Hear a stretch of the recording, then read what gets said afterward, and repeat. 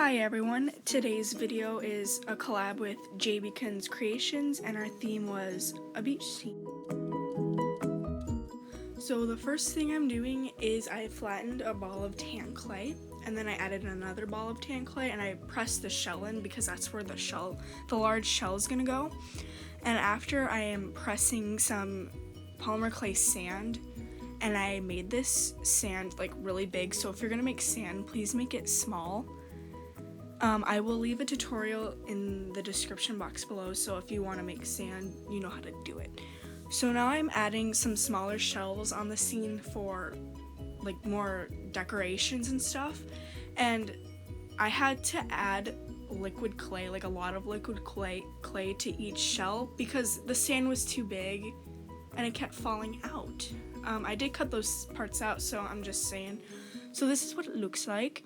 And now I'm gonna add more decorations, and currently I'm making these little plant things. I don't know, I just made them up. So pretty much they're just balls of clay on a larger ball of clay, and then I pressed each ball in with my dotting tool and I placed it on. I did end up making two. I made a light green one and a dark green one.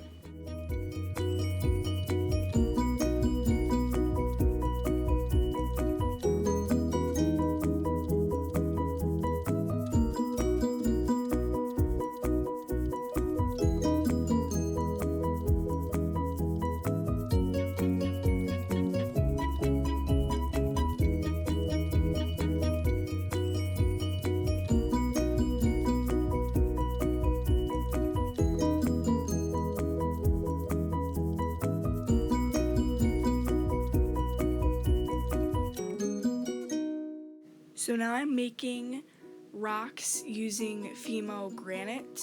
You could also use the Primo granite, but I'm using the Fimo one because that's what I have. You could also use real rocks, but I can't find rocks small enough to add to this scene. Plus, I think it would look kind of weird to me. I don't know, you can do you, but I just decided to make clay rocks.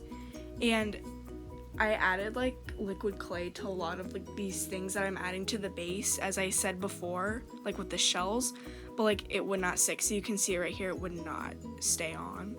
So this is what it looks like, and it's fabulous. So now I'm making a crab, and this is sped up a lot because I don't know, I wanted a certain time frame for this video. So I'm making a crab now, and I will try and find a crab tutorial that I followed. Because like I don't want to show how I say how I did it, because like there's already a tutorial out there, if that makes any sense. But it's self-explanatory. You take a ball of clay, of red clay that stains, and I hate clay that stains. And then I made 2 crab pinchers and then 3 legs on each side, so 6 legs, and then I added a kawaii face. So now I'm putting it on. I decided to put it like underneath the shell area, and then it would not stick, so I added liquid clay to it. But I didn't show that because, you know. So now I am making a mermaid, and I've made so many mermaids that like I could probably do it with my eyes shut. I don't want to do that as a challenge, so no. So now I'm smoothing out the body, and actually I first wanted to use this peachy color by Crafty because that's like the main skin tone I use, like the color skin, like that skin tone. But for some reason it was like really ridiculously soft, so then I used this color it's like Champagne by Fimo, and like it's like yellow, like it looks yellow, but like you can't tell in photos, so I guess it's okay, but like I see it and it bugs me. So anyways, I'm making the tail now, and I'm using, I think it's Rose Quartz by Fimo, and now I'm just adding it on. So this is what it looks like, and I had to reshape it. I had to make it smaller so it fits and it looks correct. And yeah, she's gonna be laying in the seashell, owning it. And yeah, I actually made ombre hair, and it's funny enough because I did ombre hair on another mermaid before, and it turned out really cool, and I didn't know that I forgot that I did it on another mermaid, but you know what I'm saying.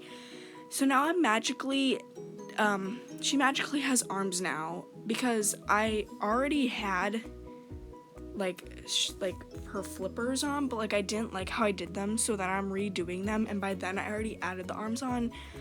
So to add arms on, you pretty much roll out some clay and cut it in half and then blend it on. It's self-explanatory. So yeah, I'm adding the, see I'm blending them on because I probably didn't do it good enough the first time.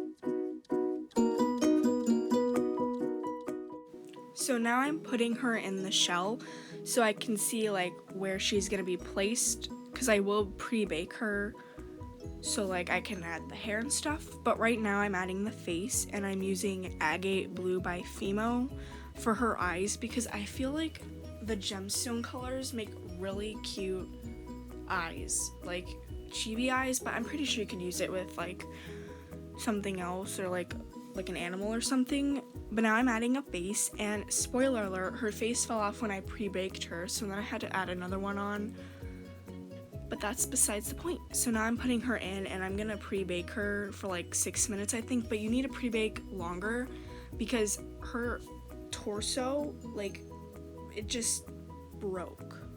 Like, after I got her out, like, I was so not gentle with it, and she broke. But now we're making the ombre hair. So I did the ombre off camera because I feel like it's easier that way. And I cut, and then I am texturing the hair because, you know, why not texture? But I shouldn't have textured it because you can't see the texture because it's on the back of her hair and she's laying down in a seashell. But I do love how the hair turned out. Like, it's like, I don't know how to explain it. I just really like it. And I will link some ombre tutorials in the description box below.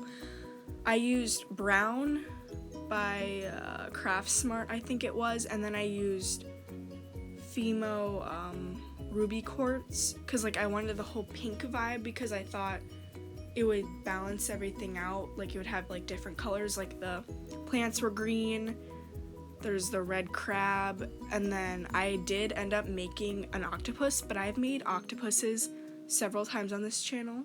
Like, I think I have 2 videos where I made an octopus, and I don't think you guys want to see that again.